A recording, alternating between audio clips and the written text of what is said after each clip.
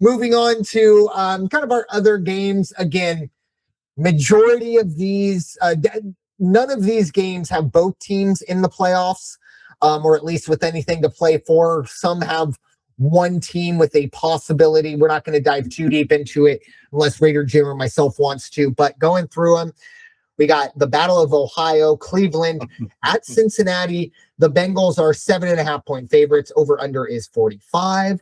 Dallas is 3.5-point favorites as they head to MetLife to face the Giants. 51.5 is your over under there. Green Bay heads to Minnesota. Minnesota is going to be 6.5-point favorites in this one.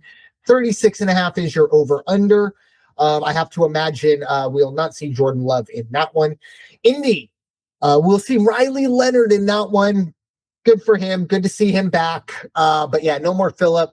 The Houston Texans, still with an outside shot of winning the division. They are going to be 10-point favorites against the Colts. And we have the Arizona Cardinals. They are going to be 7.5-point underdogs as they head to Los Angeles to face the Rams. Speaking of a coach that's probably going to get some walking papers, Mr. Jonathan Gannon.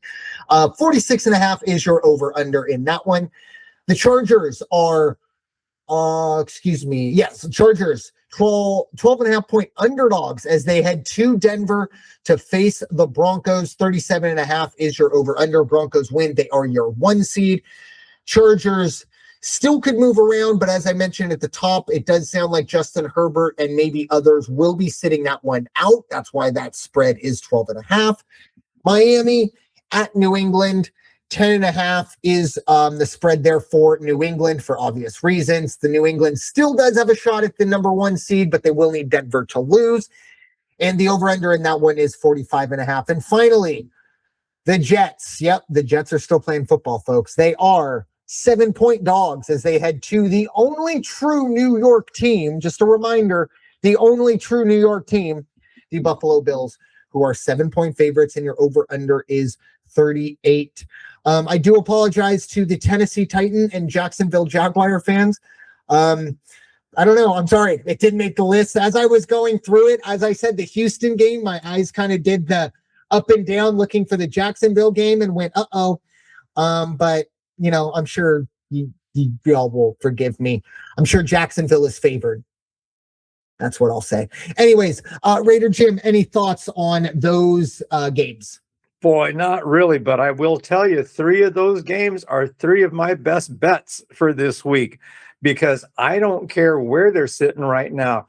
The Bills minus 6.5 against the Jets because the Jets are just terrible. That sounds like a good bet to me, as does Dallas minus 3, even though they're on the road and going to go into play the Giants. I like that minus 3, and no disrespect to Denver, but I think that spread's too big, even against a Charger team that's going to hold back some of their guys. So give me the Chargers plus 13 on that one. And I think those are 3 pretty good best bets. I did want to touch base on the Dolphins and the Patriot game, not because of the score, not because of anything, but because are they having any locker room issues in New England with the news about Stefon Diggs? Because this is not a good story. Strangulation and suffocation charges. I mean, he apparently right now he is scheduled to be up for arraignment on the 23rd, which would be the weekend before the AFC Championship game if they were to progress and get that far. I just wonder how big of a distraction that's going to be. You know, lesser people would make a joke like, oh, the Patriots have an MVP quarterback and their star wide receiver is going to jail. I am not that person. What I will say is I do think this is a distraction that is very unwanted. Yep. And I don't know if you saw the news today, Christian Barmore is in similar situations. Again, it was a simple, it was domestic violence, assault. I didn't dive too deep into it. A lot of big words in those affidavits that scare me away. So yeah, I do think there is something there. I will say, if there is one coach that will be able to kind of grab a hold of everyone and just kind of pull on the reins and just kind of reset everyone and kind of say, hey, look, focus. Like, we can't let this get in the way of it. Because again, if everything on both of these is true, then both of these guys should not be playing football. But for the Patriots, until they hear otherwise, they're going to go with these guys. It is what it is. I think Mike Vrabel is the right guy to be in charge of that team, but this makes his job a hell of a lot tougher.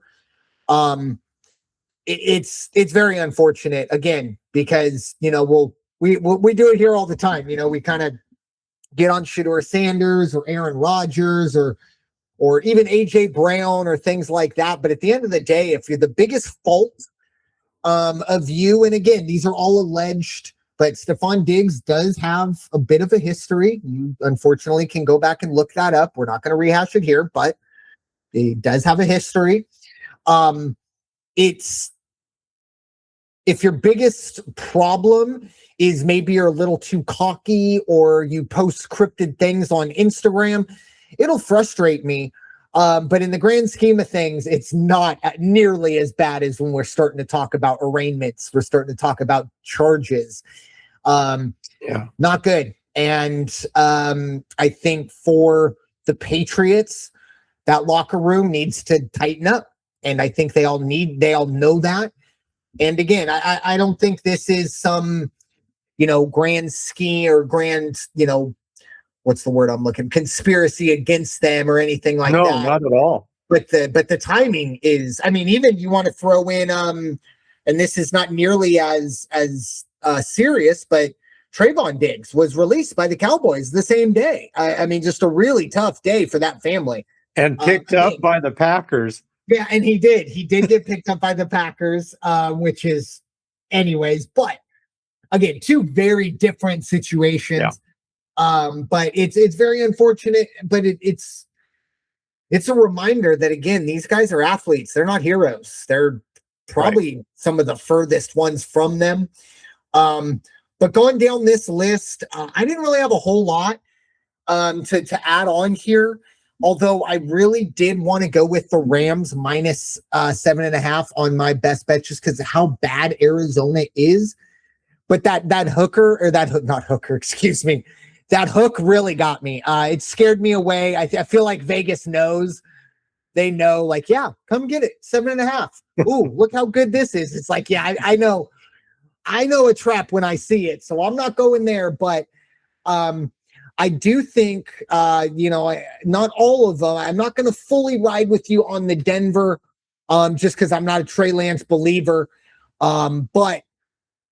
And I also do believe Sean Payton is a very vindictive man, and I think he does want to run it up against the Chargers because they beat them. But we are in agreement on those your best bets.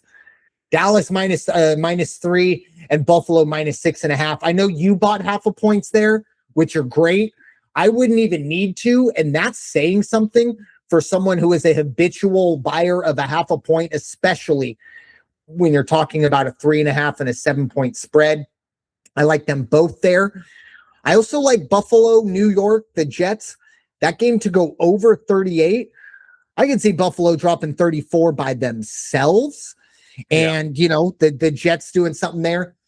And then I have two plays from the San Francisco game. I think the under 49.5 is a good bet. And again, I just really like the home underdog with Kyle Shanahan, Brock Purdy with the division and the conference 1 seed on the line. I like San Francisco money line on that one.